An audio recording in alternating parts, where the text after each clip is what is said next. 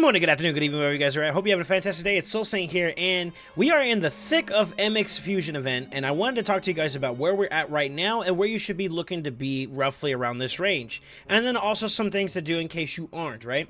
As it currently stands, we're in Monday, as of the time of this recording, Monday the 7th, August 7th, and I want to say, based off of the type of events we have, you should be roughly around one, if not two, total worth of fragments worth of epics for Feargun Isabel. As a matter of fact, when I look at mine, I believe we are about almost there. The only new event that I have not been super participant of is the Dungeon Divers event, which just recently released. However, I've been wanting to preemptively farm a little bit more Ice Golem, and I thought during this event I would spend a little bit more resources because I have the means to.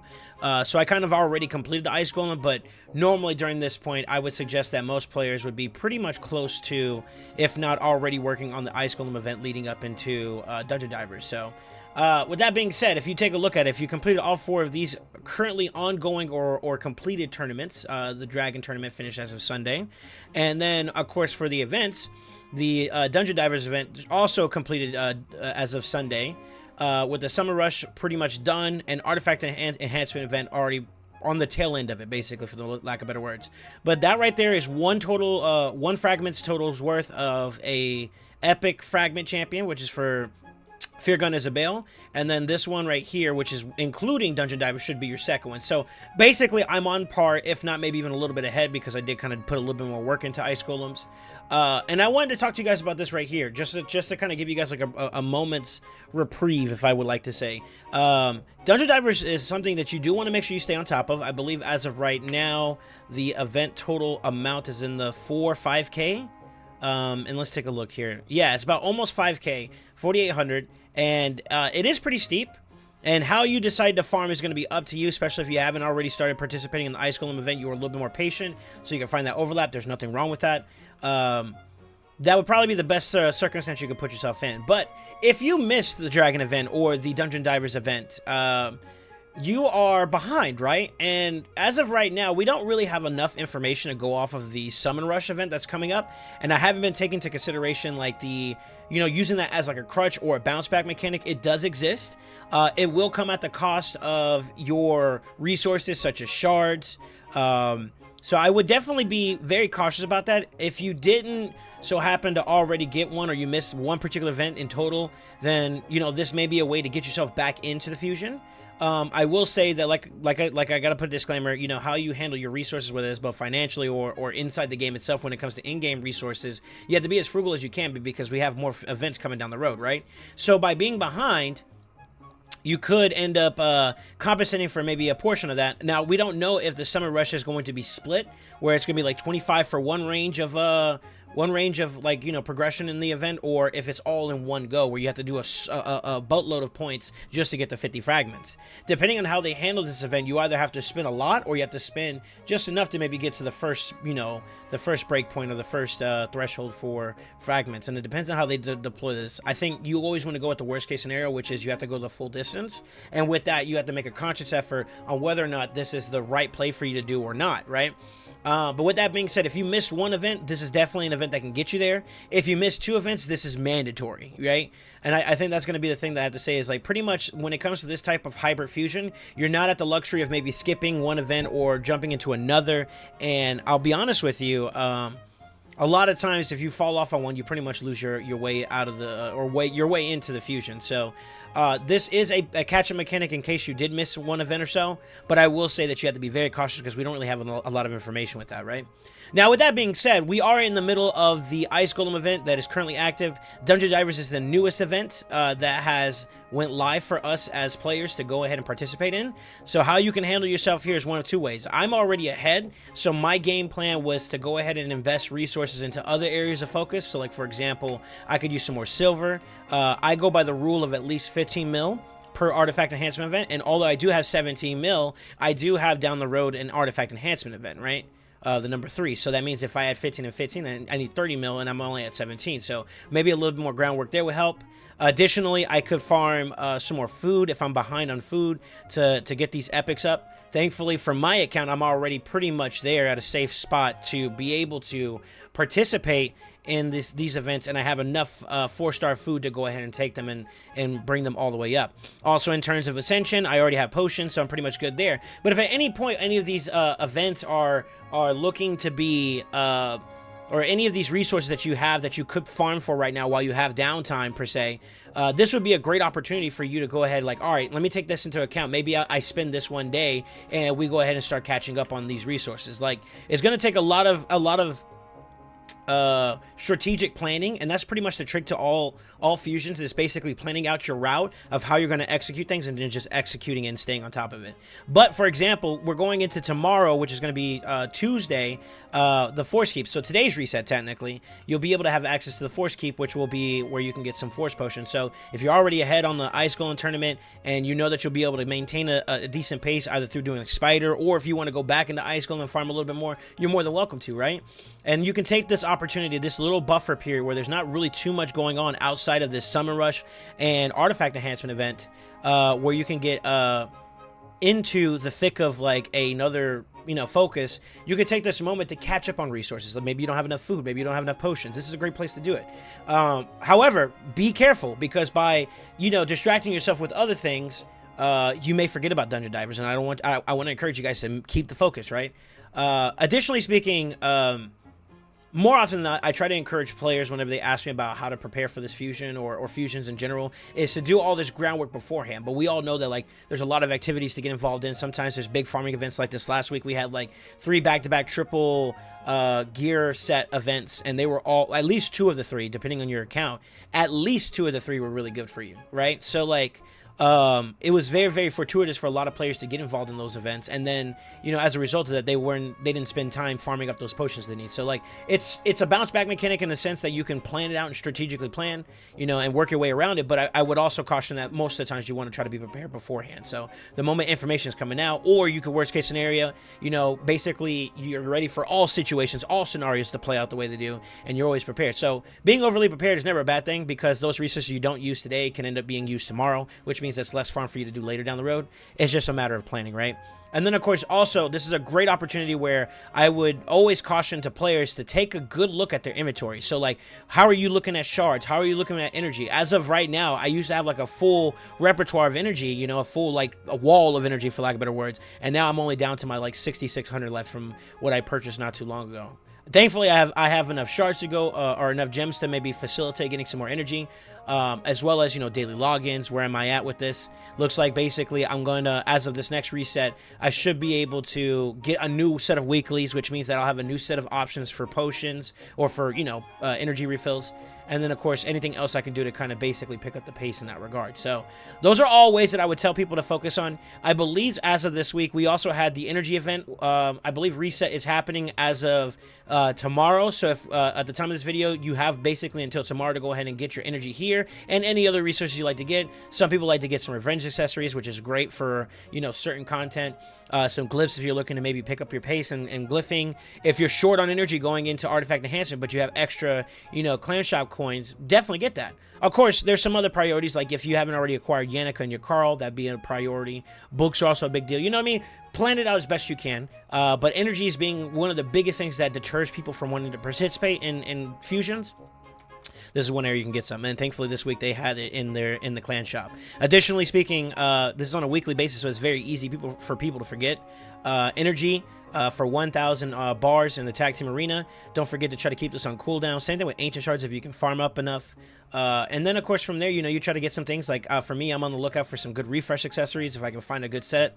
You know, anything that will provide value to you. Maybe you don't have enough time to farm up enough food to get, you know, those epics up to the 5-star so you can fuse them into Emic, right? Well, maybe you could buy some chickens there, right? Or the same thing is also true for the food. Maybe you want to make it a little bit easier so you spend less energy trying to farm 12-3 and you can stick to that dungeon you're trying to farm, right?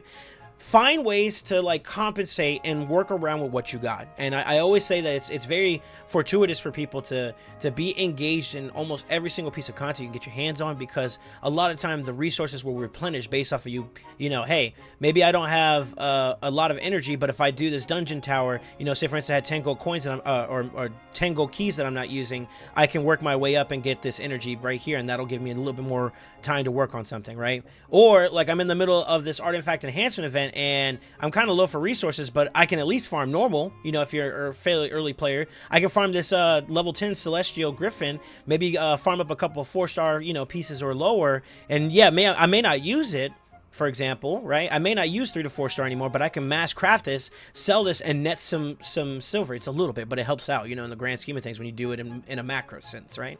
So those are some things I would try to tell people to be prepared for. The second or third, I guess in this case, last thing that a lot of people are deterred by is shards. I did a lot of my voids and sacreds, and my rationale was this. We just recently had some 2x's events for voids, so that means that the time frame by which I'm going to use voids are going to be conditional of one of two things. One is going to be a very, very good guaranteed event or pogo event. So like an event-based shard pool session, or the 2x, which is going to be another month and a half away. So because of that, I tried to lean more into my void shards, and then I've made up the last little bit with sacreds and, believe it or not, mysteries. Now, the reason why I made a conscious effort not to touch my ancient shards is because we're going into a 2x this week, which I hope you guys are excited for. We'll try to do a big community pool day on probably Friday, for example, since it's going to be during that 2x. But it's also going to coincide with our champion chase tournament, so that's why. So a 2x event, champion chase is what you get, not what you use.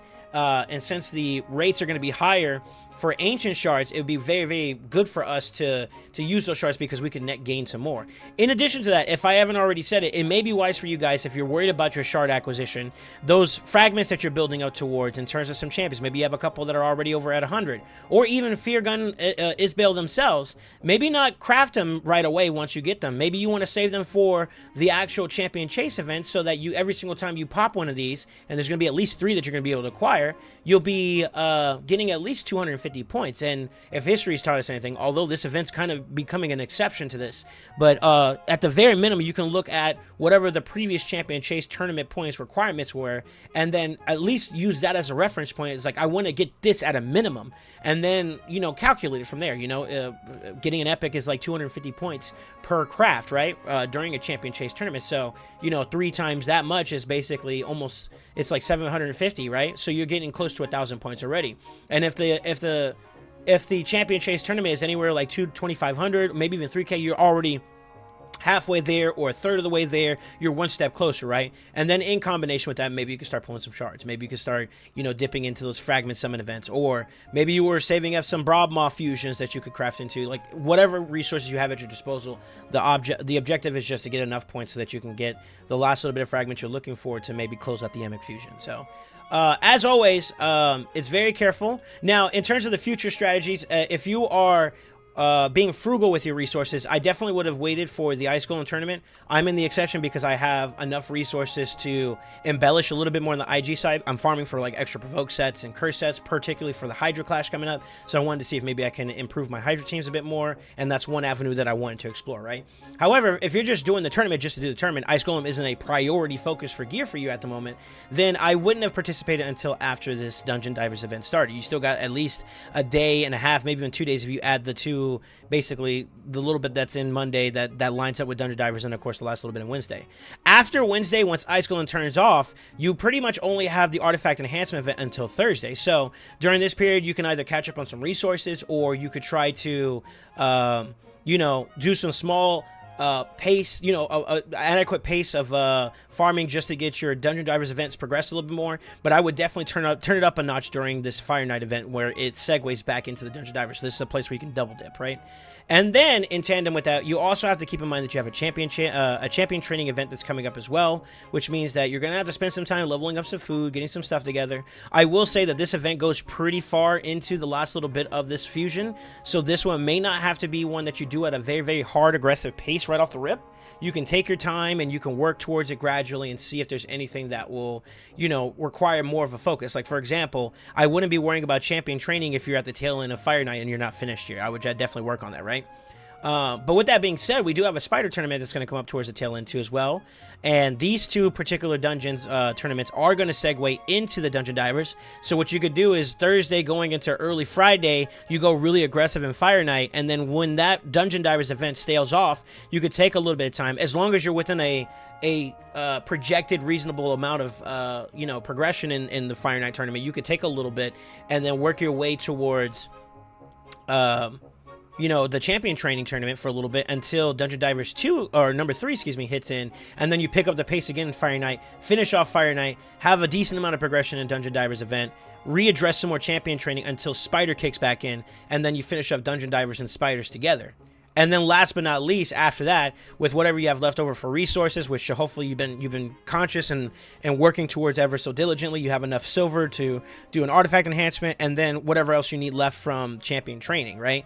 Now, I think that the easier one, and this is sometimes easy to neglect too, would be the Classic Arena one. Classic Arena 1 and 2, I'm going to assume is roughly around the same. They're the same lengths, which means that the difficulty should be roughly around the same range.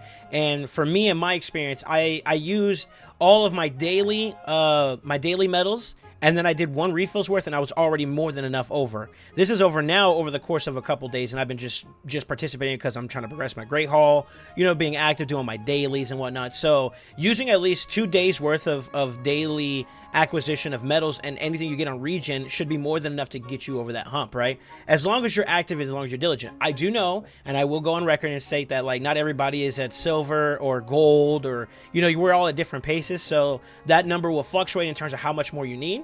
If you want to over embellish, then, you know, at least 3 days worth of dailies, maybe a refill extra in between. The goal should be to make sure that you get this done and then you move on, right? I wouldn't overcommit resources to any given tournament if you're playing from a frugal standpoint. And what I mean by frugal is, like, every little penny counts, right? Every little drop of silver counts. Every little bit of energy counts. So it's very wise for you to do exactly the bare minimum, get what you need, and then move on to the next event. Or stock up and get ready for the next event, right? So, like, these little break periods are going to be great opportunities for you to stockpile, maybe work on some areas that you're going to need to invest in down the road. You know, I don't want to have to worry about artifact enhancement and not having enough silver, so maybe during this period, I'll jump into Spider for a little bit. I could use some more accessories because I recently nuked my account, so I'm trying to make sure that, you know, I'm replenishing resources and doing stuff actively on my account just to maintain a decent, healthy state from my account, right? And as always, I talked about this before in my energy efficiency or resource management video.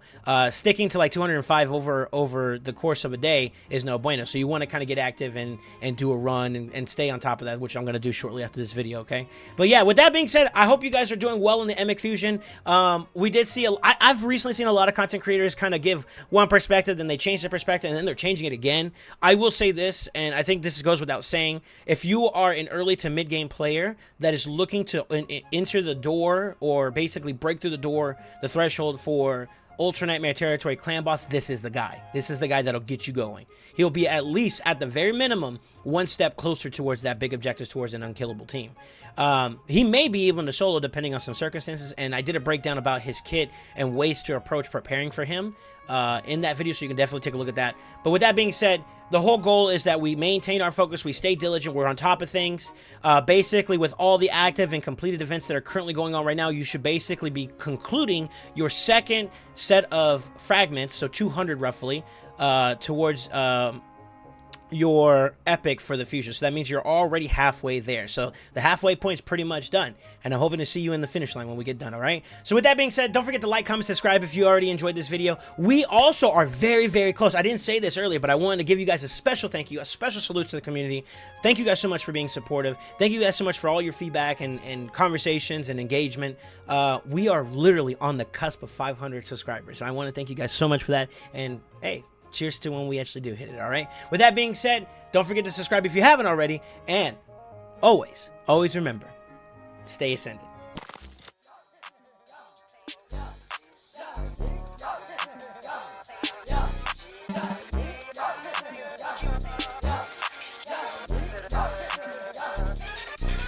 Got the